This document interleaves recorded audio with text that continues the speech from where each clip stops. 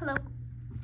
So I'm making this video because I am 1.5 weeks out of ACL surgery and people are really impressed with my progress. I am too as well, but I'm also like wishing it would go faster, but that's just me not wanting to sit around. But I wanted to share some of the things that I believe are helping me recover a lot faster and hopefully provide some insight for people pre-surgery, post-surgery, and anything in between. So and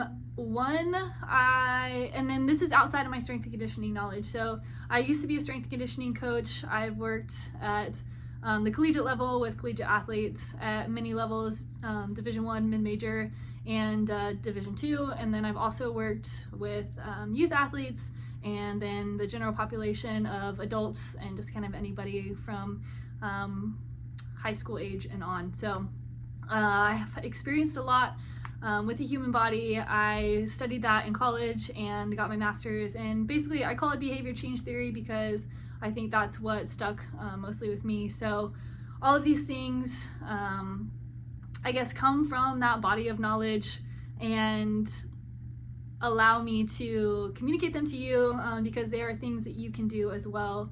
You don't have to have the knowledge that I have and the experience that I have to be able to execute these couple things that I believe are helping me recover faster than most. So in general, before my injury, I was playing pickup basketball. I was getting back into the gym. I would say I was healthy. I was eating pretty healthy.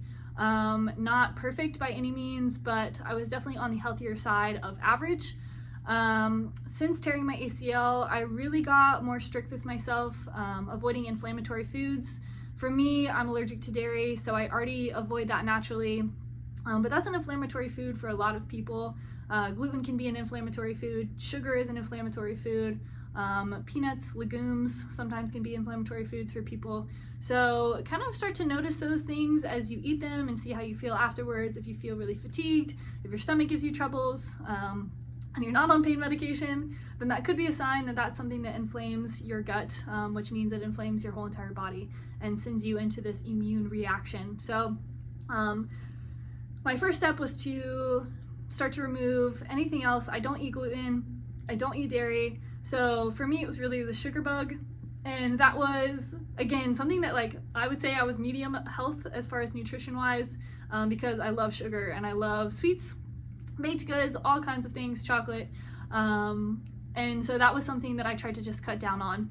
And as soon as my injury hit, I was like, okay, it's hard because you are depressed and all you want to do is cover up your face with food and not have to think about the fact that you tore your ACL.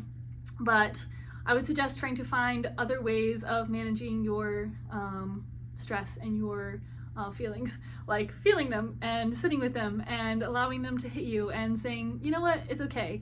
Because sometimes you have to baby yourself and just be like, I know this sucks and I'm sorry, Ansley, that you had to go through this. And I would say that's probably one of the things that helped me move through this really well also, but I'll get to that. So inflammatory foods, just try to limit them. If you can't cut them out completely, just start to cut them out little by little. So if you get an urge to, maybe like for me, I was like, okay, like I just want a sweet. Well, one, I couldn't get to the store to get them very easily. And so that was a pretty easy thing to really focus on and being like, well, it's so hard for me to drive there. It's so hard for me to get one of those wheelie carts. Oh my gosh, that is like, they're not set up for people who cannot get to those wheelie carts. But anyway, that's embarrassing. Also, I just didn't want to ride in it. Unless I have a friend that can laugh about it with me, I'm not getting in one of those.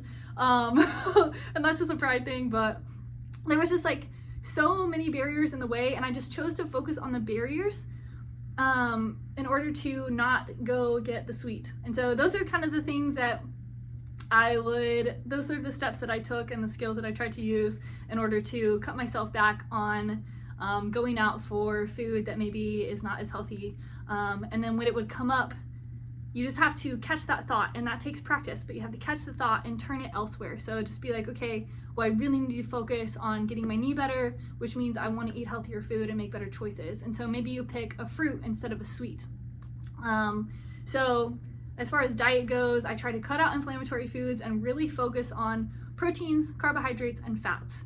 So things that come from natural sources though. So proteins are going to be meat, it's going to be legumes, so like beans and stuff like that.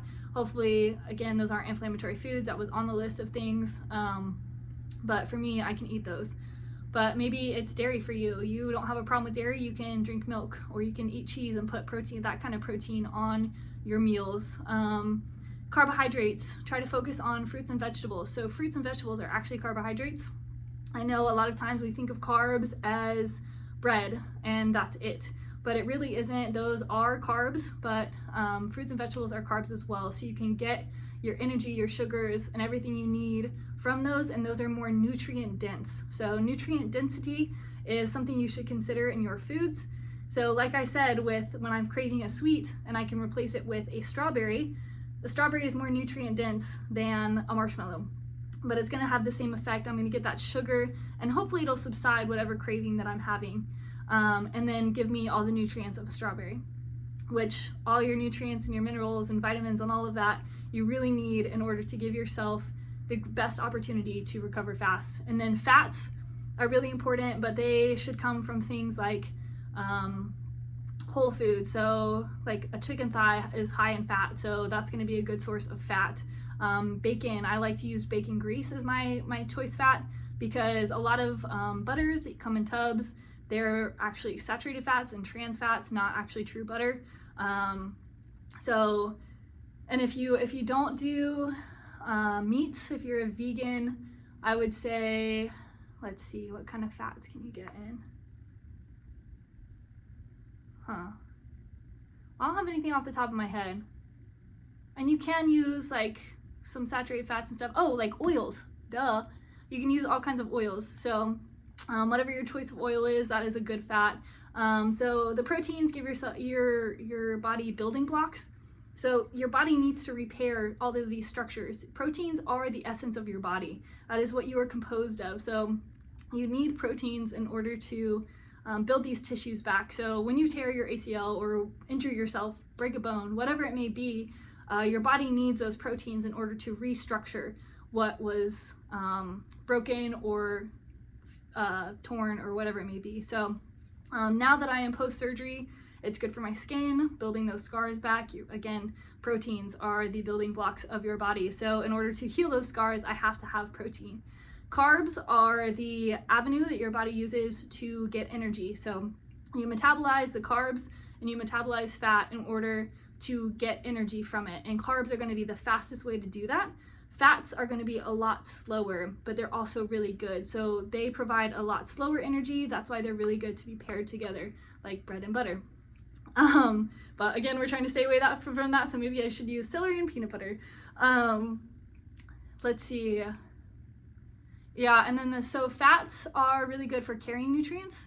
So the nutrients you're getting from the vegetables and fruits are going to go into the fats to be transferred to the construction site of your injury. And all of those things work together in order to build your structures back as quickly and as properly and strong as possible. So that's one thing I've been focusing on. And another thing I've been focusing on, like I was talking about earlier, is a positive state of mind. So dealing with my emotions as they come up and not trying to be tough and be okay with tearing my ACL. And like, although the overarching belief of this instance is, it is for my good, because whatever comes out of this will make me better. This process, this journey of recovery is going to make me a different person on the other side, especially if I embrace it and allow it to change me and make me into a new person. And I don't have to have this toxic positivity of, oh, this is the best thing that happened to me and blah, blah, blah, blah, blah. But if I approach it with this knowing that whatever comes out, yeah, this sucks. It sucks to have to sit. It sucks to have to nurse myself back to health. But in the grand scheme of things, like spending time with myself and spending time with my body is very rewarding for me. And so I know at the end of the day, it's forcing me to spend even more time with my body and change some of my habits and drop some things that aren't essential. So just like in the diet, I had to drop a lot of my sugar habits, which I've been like kind of trying to break and in and out about it, and like try to withhold, and then I like, you know, back and forth. And this is something that like has forced me to focus and be like, if I eat sugar, my knee gets inflamed and I'm in more pain, and I don't want to be in pain. So it's worth it to me to just not even deal with it. And sometimes it's hard, but again, I'm spending more time with my body. So overarching, I'm gonna have to spend at least a month, which breaks a habit, creates a new habit, without sugar or with minimal sugar, and controlling that sugar habit. So I'm gonna come out different on the other side. I'm gonna come out better, or whatever you want to call it. But to me, that's a habit that I've been wanting to cut, and so on the other side, I'm gonna be better. But with that overarching knowledge of whatever happens during this journey, on the other side, I am going to be better, and things are going to be better. That mindset, I believe, is one of the anchor points of my quick recovery and what's helping me stay focused. But within that umbrella, you're allowed to feel sad. I've cried a couple times for sure because I'm just miserable. I've cried a couple times because of the pain. I've cried a couple times because I'm just feeling bad for myself, and that's okay. And I think it's okay to get frustrated and get angry and try to figure out healthy ways to express that anger. So for me, when I was able to bend my knee, I got on my drums. And that was a way for me to just like bang out my anger and allow myself to channel this anger in a way that's positive. And it improves my skill of drumming, which definitely needs a lot of love. And it doesn't sit in my chest, because that's when it starts to eat us alive, is when we try to shove that anger down and shove that frustration down, is it starts to embody itself into our physical body. And that's why it's really important to allow yourself to cry and feel sad and feel frustrated and angry. It's okay to beat the heck out of your drums or like scream into a pillow. I've done that a couple times too, to just express your anger. And then it's okay to feel joy and feel happy for yourself when you overcome an obstacle. Like when I took my first steps, I was like, hell yeah, let's go. And I just took a second to like really embrace and allow that energy to come up and be excited. And then I was like, okay, now what, you know? And I put it into making another video. Or maybe for you, it's like you go and you do a couple exercises and you get it out physically. So I would say mentality and mindset are another category. I don't know really how to like put these into what word to use for that, but I would say nutrition and diet. Diet, just what you consume, not diet like the fad diets and shit, bullshit. Okay, your diet, what you eat is really important. Your mindset is really, really important. And then lastly, I would say my care for my physical body is a huge, huge thing. Not being afraid to like sit down for a couple minutes, and like if I'm starting to feel sore, feel like my knee is throbbing or something, I'm not afraid to just take a couple minutes and just sit on the ground and be with my leg and be like, what's going on? And I think that is why I try to get off pain medication so fast. And that's one thing I would suggest to you, as far as like, use pain medication to help manage your pain. Don't use pain medication to mask your pain, because your pain is your body communicating with you what you need to do to pay it attention and to help it. So when I start to feel pain, I stop and I sit with myself. Even if it's for a couple minutes, sometimes that can make a huge difference.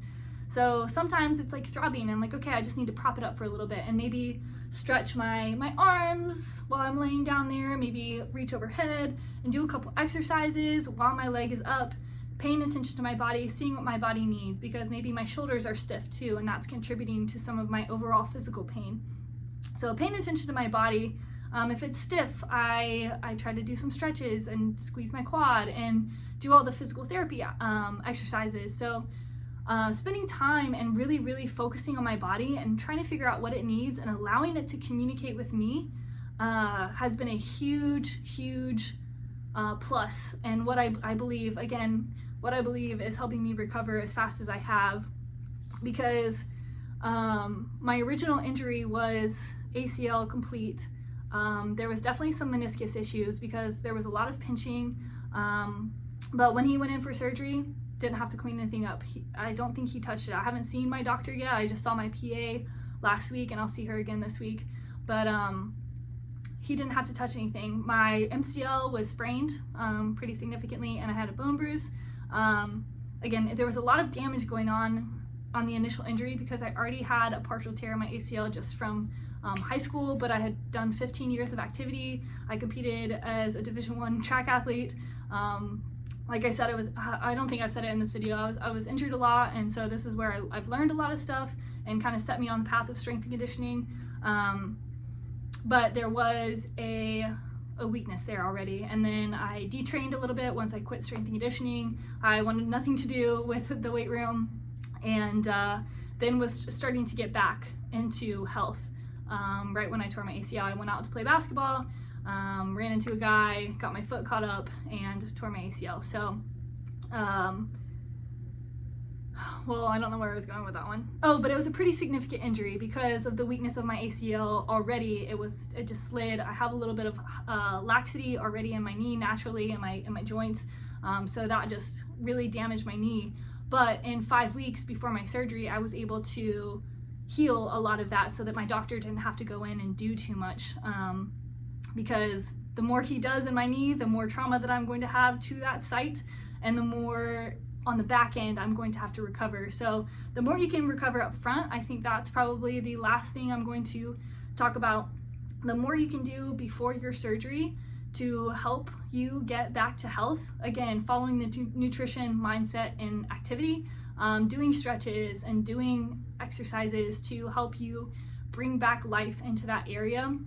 The more you can do before your surgery, the better you will feel. And so going into surgery, I was confident because I was like, I've taken the time and I've done the things I need to do, and whatever happens, and on the other side, I will deal with it in the same way, and I will follow my nutrition, and I will be confident in myself, and I will feel my emotions, and I will do my exercises and make sure that I'm doing everything I need to focus on my health. And I've cut out a lot of things. I am normally somebody who is always active. I go and just like go out to just be outside, you know, and I've had to cut a lot of that back. But to me, getting back has become a priority, and the more you can, it's a sacrifice, but it's worth it. And so the more you can cut out all of these things that don't absolutely help you get better, the better you are going to be and the faster you're going to recover. So that's all I wanted to say. 17 minutes later. I'm always checking the time because I try to keep things as concise as possible, but want to put as much information into these videos as possible because my knowledge is valuable, and I think it really is something that can equip other people and empower other people to take autonomy over their bodies and help themselves get back to health and not rely on the PT and the doctor because they can't be there all the time. And it can be expensive for a lot of people to have to make that, and sometimes they're not the best. There's sometimes people make it through school and they may not be the best, or they may not do the best job with you every time they see you because physical therapy is exhausting. What they do, they see so many people throughout the day. It's like boom, boom, boom. They can't meet you where you are all the time. So it's important for you to be able to meet yourself where you are and help yourself move into the next step. And they can guide you, and I please rely on their knowledge because they did go through all of school, and they did gather this knowledge and pass all these tests in order to do what they're doing. Use their brain, pick their brain, ask them questions, notice things about your body, and take it to them. So like tomorrow I see my PT, and I have a couple questions for him, and I have a couple things that I've noticed over the past week when I haven't seen him, and I'm going to talk to him about it. And so those are the kinds of things, like I want to give you as much information as possible to empower you to be in charge of your body and be able to do things for yourself and feel good about it.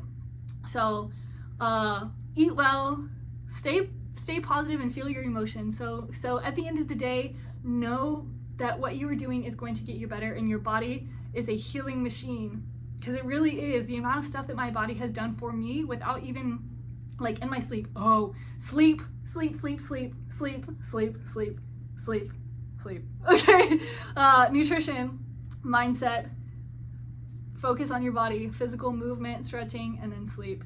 Sleep is that's when your body does most of its reconstruction because you are doing nothing, okay? So take care of yourself, love yourself first, and that'll help a lot with your recovery. So that's all. Peace.